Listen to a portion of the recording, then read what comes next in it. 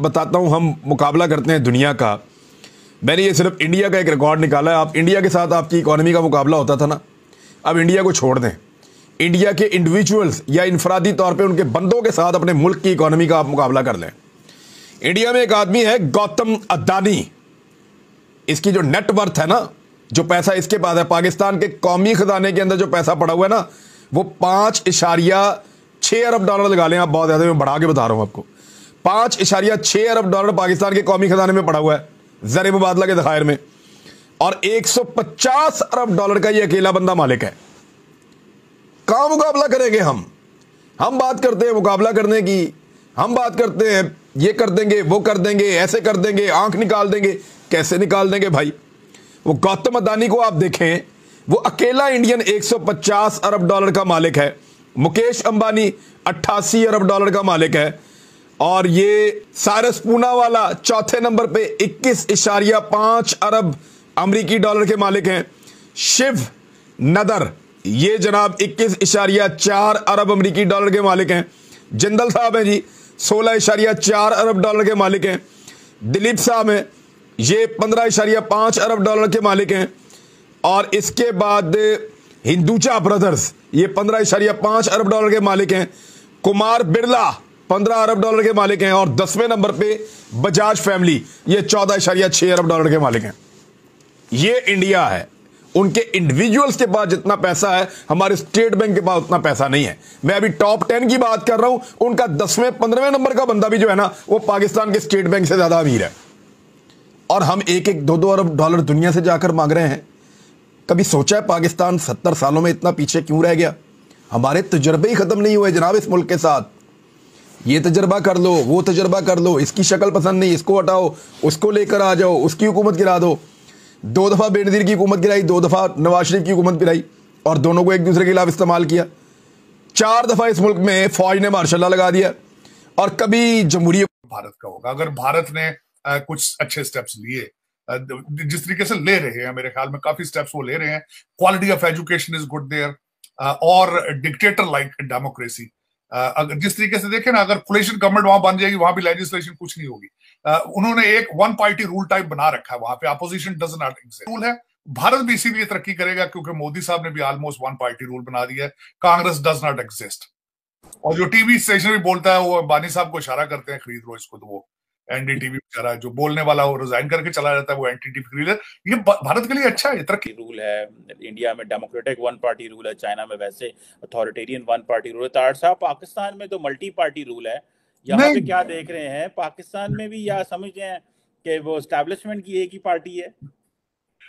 चीमा साहब, आप मजाक करते हैं। वहां किसने कहा कि मल्टी पार्टी? ना वहां पार्टी है ना रूल है। सेंचुरी के अंदर इस तरह मुल्क नहीं चलते। ना जो चलवाते रहे हैं, मुझे उन पे भी अफसोस है, जो चलाते रहे हैं उन पे भी अफसोस है। और अफसोस है 23 करोड़ लोगों की किस्मत पर जो वहां पैदा हुए हैं, जिनका कोई पंजाबी के अंदर साईं वारसी कोई नहीं, इनको पूछने वाला कोई नहीं। मैंने आज ट्वीट की है चीमा साहब कि आपके करप्ट लोग जो है, रूलिंग एलीट, चाहे कोई भी है, वो चाहे वो रिटायर्ड जज है, चाहे सिटिंग जज है, चाहे इनके बच्चे फैशन है चार्टर जहाजों में जाते हैं बाहर, चार्टर जहाजों में। और आज मुझे ये मैं बता रहा, मुझे पता चला है 25 रुपए की रोटी है, 30 रुपए का नान है। और ये मुझे बताएं, जिस बंदे की तनख्वाह 20,000 है, 25,000, वो क्या करेगा? क्या पाकिस्तान भी तो नेबर है? क्या हम कोई इस लाइन पे नहीं सोच सकते? क्या हमारा अगर बांग्लादेश का, भूटान, नेपाल, इनका हो सकता है इस तरीके से मसाइल हल, तो हम मदद नहीं ले सकते भारत की? इसके ये इंडिया से कॉन्फ्रंटेशन जो है, ये काउंटर प्रोडक्टिव है। इसको मैं कहता हूं नाहिलिज्म। मैं बार बार ये लफ्ज रिपीट करता हूं। It means self destruction. इसको आप जाने दें, एक नया रुख लें, एक नया टर्न योर पेज। ये सारी जो पुरानी सोच है, इसको फाड़ के फेंक दें। Pakistan is still there. और आप इंडिया के साथ देखें, ऑलरेडी सिंस 1960-62 से वर्ल्ड बैंक ने तो हम दोनों को ये 5-6 रिवर्स की पानी के शेयरिंग में इन्वॉल्व किया ही हुआ है। वहां हमने 1-2 दफा कंप्लेंट की है, लेकिन एवरी टाइम जो आर्बिट्रेटर बनाए हैं ना, जिन्होंने ये स्टडी किया है, उन्होंने कहा है कि India is functioning with in the terms of the treaty. हाँ, ये थोड़ी सी चीजें वो जरा थोड़ी केयरफुल हो जाए, लेकिन पाकिस्तान गज़वा हिंद कह लें, कश्मीर का जिहाद कह लें, उसमें इतना वक्त जाया किया है और इतने रिसोर्सेज को वेस्ट किया है। हाँ जी, और ये न्यूक्लियर आपने वेपन्स बना लिए हैं, but they are just decoration piece, you can never use them, क्योंकि आपके दुश्मन जो भी हैं, अगर आप समझते हैं उनके पास भी है। जब तक हल नहीं होता, हमने पाकिस्तान के मसले नहीं हल करने। So I don't know who rules Pakistan, this is the big question. Honestly मुझे कई लोग कहते हैं कि यार तुम्हारी सारी रिसर्च बेकार है, क्योंकि पाकिस्तान को ना इस्लामाबाद रूल करता है, ना जनरल हेडक्वार्टर रूल करता है। ये हुक्म सारे बरतानिया से आते हैं, कोई कहता है अमेरिका से आते हैं, और यहाँ पे हम उन्हें कैरी आउट करते हैं।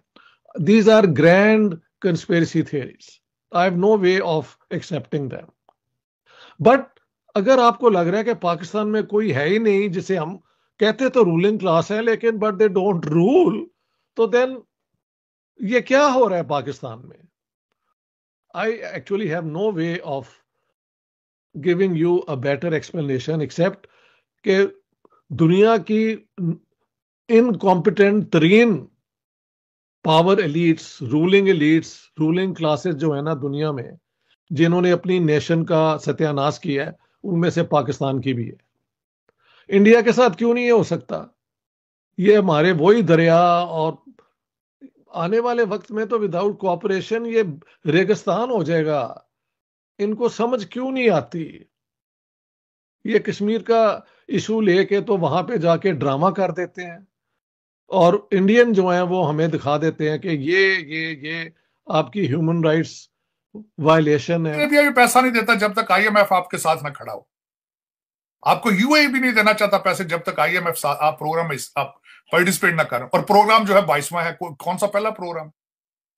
चीमा साहब, हकीकत जिस तरह ये मैंने पहले जो क्वेश्चन आपसे किया है, आपका क्या ख्याल? आईएमएफ ये नहीं पूछता होगा कि भाई ये मुझे बताएं आपका यहाँ पे who's responsible of all of it? IMF परेशान है कि पिछले 1 साल के अंदर 3 आपके फाइनेंस मिनिस्टर चेंज हुए हैं, और हर एक जो आता है नई थ्योरी लेकर आता है, वो कहता है मैं ही आइंस्टाइन हूं। और देखिए ना, इस वक्त कोई जजा नहीं है, कोई सजा नहीं है। Society is collapsing. और मैं हमेशा कहता हूं आपका प्रॉब्लम एथिकल प्रॉब्लम, मॉरल्स का प्रॉब्लम, फंडामेंटल्स है। As a society you are collapsing, not as a country, society. देखे ना, टोटे तो चल रहे हैं मुल्क सारा, टोटे सुबह शाम टोटे, उसके टोटे, उसके टोटे, उसके टोटे, उसकी ऑडियो, उसकी नंगी भी है। ये this is what the politics is about. Morality देखें आप। मतलब देखिए चीमा साहब, आपका क्या ख्याल है कि world is not observing it? आप जिन लोगों को सर पे उठा के झंडे लगा थी इस्लामाबाद में, उन्होंने वो भी अब थप्पड़ मार रहे हैं आपको। उन्होंने 2 बंदे आपके साहिवाल खानेवाल मार के उन्होंने एक्सेप्ट किया कि this is what we have done. आपने खुद फरमाया, तस्वीरें खींच रहे हैं आके असेंबली के बाहर, और वो लोग हैं कि जो मोटरसाइकिलों पर खोतों पे फेर रहे हैं, वो लोग जिनकी ना एयरफोर्स है, ना ट्रेनिंग है, ना उनकी मिलिट्री एकेडमीज हैं, ना कोई स्ट्रक्चर है, ना सिस्टम है। वो आपका गिरेबान पकड़ लिया उन्होंने आके।